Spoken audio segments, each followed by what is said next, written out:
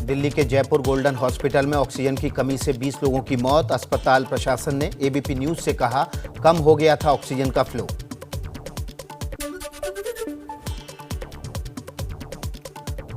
दिल्ली में जयपुर गोल्डन अस्पताल में मरीजों की मौत के बाद गुस्से में परिजन। लोगों का कहना है कि अस्पताल ने इस बात की कोई जानकारी नहीं दी कि ऑक्सीजन खत्म होने वाली है।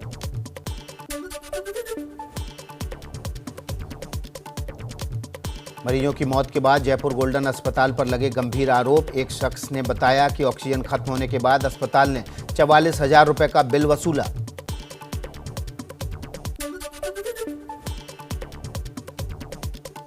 पंजाब के अमृतसर में भी ऑक्सीजन की कमी से 6 मरीजों की मौत। इनमें से 5 कोरोना के मरीज थे।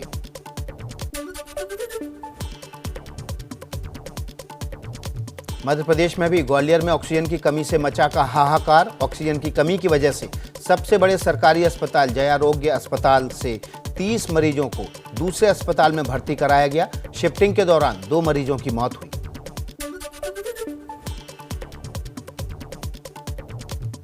दिल्ली के बत्रा अस्पताल में भी ऑक्सीजन की कमी से हाहाकार। अस्पताल प्रशासन ने कहा, सिर्फ कुछ ही दिनों की ऑक्सीजन बची है। अस्पताल में 350 मरीज भर्ती हैं। कोरोना के बढ़ते संकट के बीच दिल्ली में एलएनजेपी अस्पताल के मेडिकल डायरेक्टर सुरेश कुमार ने कहा, अभी 1-2 हफ्ते वायरस का पीक रहेगा और उसके बाद यह धीरे धीरे कम होगा।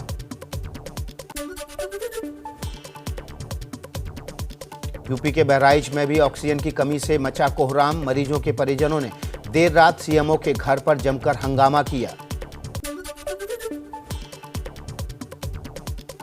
लखनऊ पहुंची ऑक्सीजन एक्सप्रेस। बोकारो से ऑक्सीजन भरकर 3 ऑक्सीजन कंटेनर लखनऊ पहुंचे। गृह सचिव अवनीश अवस्थी बोले, लखनऊ में अब जरूरत से ज्यादा ऑक्सीजन है।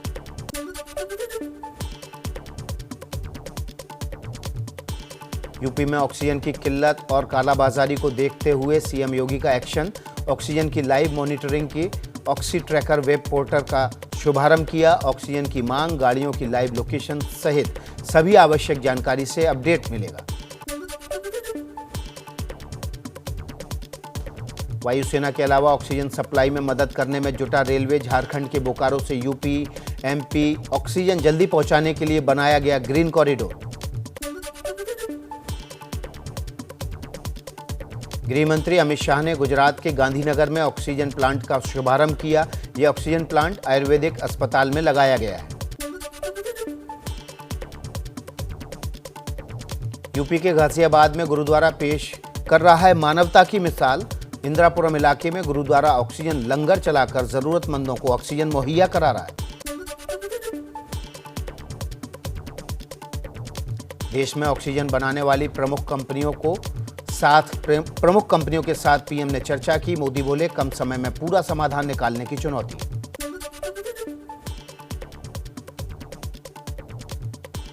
मुख्यमंत्रियों के साथ मीटिंग में प्रधानमंत्री ने कहा, अगर हम सब एकजुट होकर कोरोना से लड़े तो संसाधनों की कमी नहीं होगी। ऑक्सीजन की सप्लाई तेज करने के लिए रेलवे और एयरफोर्स को तैनात किया गया है।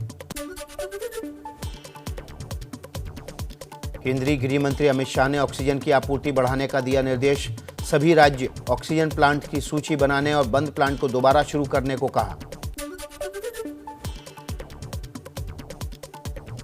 केंद्रीय गृह सचिव अजय भल्ला ने सभी राज्यों को लिखी चिट्ठी। ऑक्सीजन वाहनों को सुरक्षा देने और सप्लाई के लिए विशेष कॉरिडोर बनाने का निर्देश दिया। सिंगापुर और यूएई में ऑक्सीजन कंटेनर एयरलिफ्ट करेगी वायुसेना। ट्रांसपोर्ट फ्लीट को स्टैंड बाय पर रखा गया। गृह मंत्रालय से आदेश मिलते ही भारत लाए जाएंगे कंटेनर। ऑक्सीजन की किल्लत के बीच सेना का बड़ा फैसला। 1 हफ्ते में जर्मनी से 23 मोबाइल ऑक्सीजन जनरेटर प्लांट का आयात होगा। यूपी के प्रयागराज में आया हैरान करने वाला मामला। कोरोना से मौत के बाद अस्पताल ने बिना परिजनों को बताए शव का लावारिस तौर पर अंतिम संस्कार कराया। कोरोना की आफत से आज भी राहत नहीं। लगातार तीसरे दिन 24 घंटे में कोरोना का आंकड़ा 3 लाख पार। 24 घंटे में 2624 मरीजों की मौत। दिल्ली में बढ़ते कोरोना के खतरे को देखते हुए व्यापारी संगठन ने केजरीवाल सरकार से लॉकडाउन बढ़ाने की मांग की। व्यापारी संगठन ने 1 हफ्ते और बाजार बंद रखने का फैसला किया। कोरोना के बढ़ते मामलों के बाद केरल में भी बढ़ी सख्ती। केरल में सरकार ने 2 दिन का वीकेंड लॉकडाउन लगाया। तिरुवनंतपुरम से आई लॉकडाउन की तस्वीरें। कर्नाटक में कोरोना की बेकाबू रफ्तार ने लगाया वीकेंड लॉकडाउन। बेंगलुरु से आई तस्वीरें। कर्नाटक में हर रोज 25,000 से ज्यादा नए केस सामने आ रहे हैं। दिल्ली के निगम बोर्ड घाट से आई दर्दनाक और हैरान करने वाली तस्वीरें। रात से अपनों के अंतिम संस्कार के लिए बैठे हैं लोग। सुबह 9 बजे के बाद शुरू हुआ अंतिम संस्कार। दिल्ली में कोरोना मौत का आंकड़ा लगातार बढ़ रहा है। मुंबई में लॉकडाउन के बीच पलायन का दौर जारी। 1 महीने में करीब 11,49,000 लोग मुंबई छोड़कर जा चुके हैं। नागालैंड में सेना को बड़ी कामयाबी। सेना ने अपहरण किए गए 2 लोगों को सुरक्षित बचाया। एक AK-47 बरामद की। वसूली कांड में महाराष्ट्र के पूर्व गृह मंत्री अनिल देशमुख के खिलाफ सीबीआई ने दर्ज की FIR। मुंबई में 10 से ज्यादा जगहों पर छापेमारी। अनिल देशमुख पर सीबीआई की कार्रवाई पर बीजेपी सांसद मनोज कोटक बोले, अनिल देशमुख का बचना मुश्किल है। बोले, महाविकास अघाड़ी ने महाराष्ट्र में कानून व्यवस्था बिगाड़ दी है। उत्तराखंड के जोशीमठ में भारत चीन सीमा के करीब सुमना एरिया में एवलांच से 2 लोगों की मौत। 291 लोगों को बचाया गया। मुख्यमंत्रियों के साथ बैठक में पीएम मोदी बोले, जरूरी दवाइयों की कालाबाजारी पर सख्त हों राज्य सरकारें। अस्पतालों की सुरक्षा को नजरअंदाज नहीं किया जाना चाहिए। कोरोना पर मुख्यमंत्रियों के साथ बैठक की तस्वीर केजरीवाल के दफ्तर ने लाइव प्रसारित की तो पीएम मोदी ने आपत्ति जताई। केजरीवाल ने माफी मांगी। कहा, पता नहीं था, ऐसा नहीं कर सकते, आगे ध्यान रखेंगे। मध्य प्रदेश, छत्तीसगढ़ के मुख्यमंत्रियों ने अरविंद केजरीवाल पर ओछी राजनीति करने का लगाया आरोप। शिवराज सिंह चौहान ने कहा, यह मिलकर काम करने का वक्त है, राजनीति करने का वक्त नहीं। यूपी के सीएम योगी आदित्यनाथ का केजरीवाल पर निशाना। कहा, आप सरकार अपनी नाकामी छिपाने के लिए जनता का ध्यान भटका रही है। ये अभद्र और घटिया राजनीति है। पीएम मोदी के साथ बैठक में सीएम अरविंद केजरीवाल की कोरोना से लड़ने के लिए राष्ट्रीय योजना बनाने की मांग। अस्पतालों को जल्द ऑक्सीजन की सप्लाई के लिए सेना की मदद लेने और वैक्सीन पर 1 नेशन 1 रेट लागू करने की गुजारिश की। छत्तीसगढ़ के सीएम भूपेश बघेल की पीएम मोदी से मांग। कहा, केंद्र को मिलने वाली दर पर ही राज्यों को मिले कोरोना का टीका। रेमडेसिविर और दूसरी जीवन रक्षक दवाइयों के उत्पादक राज्यों को मिले प्राथमिकता। महाराष्ट्र के स्वास्थ्य मंत्री बोले, हम वैक्सीन की खरीद भी करेंगे। कई राज्यों ने 1 नेशन 1 रेट की मांग उठाई है, उस पर केंद्र सरकार की नीति पर रहेगा ध्यान। गुजरात की कंपनी जायडस कैडिला ने बनाई कोविड के इलाज के लिए दवाई। विराफिन नाम की दवा को DGCI ने दी मंजूरी। जीवन रक्षक इंजेक्शन रेमडेसिविर पर केंद्र सरकार का बड़ा फैसला। सरकार ने 25 उत्पादन यूनिट्स को मंजूरी दी। जल्द ही रोजाना 3 लाख शीशी उत्पादन होगा। अहमदाबाद में केंद्रीय गृह मंत्री अमित शाह ने दी सलाह, रेमडेसिविर की जरूरत हो तभी इस्तेमाल करें। अहमदाबाद में DRDO का कोविड अस्पताल में आज से इलाज शुरू। DRDO ने महज 8 दिन में तैयार किया 900 बेड का अस्पताल। कल अमित शाह ने तैयारियों का जायजा लिया था। केंद्रीय स्वास्थ्य मंत्री डॉक्टर हर्षवर्धन ने कहा, लोग कोरोना से घबराएं नहीं। 99% मामलों में मरीजों को अस्पताल जाने की जरूरत नहीं पड़ती। महाराष्ट्र में एक दिन में 66,836 नए कोरोना मरीज सामने आए। 773 लोगों की मौत। मुंबई में 7,221 मरीज मिले। जम्मू कश्मीर में 24 घंटे में सबसे ज्यादा 2,111 कोरोना संक्रमितों की पुष्टि। 19 लोगों की मौत। 1,937 मरीज ठीक हुए।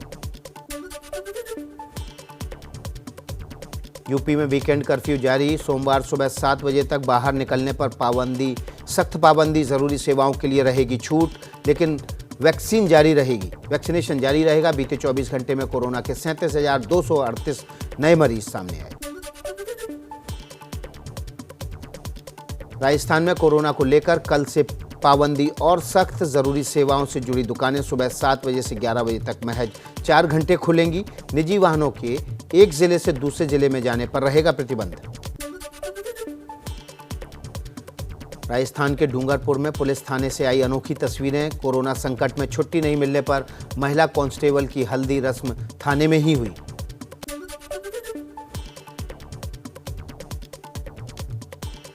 चंडीगढ़ में प्रशासन ने वीकेंड लॉकडाउन हटाया, लेकिन सुखना झील वीकेंड पर बंद रहेगी। नाइट कर्फ्यू के समय में बदलाव, अब रात 9 बजे से सुबह 5 बजे तक रहेगा कर्फ्यू।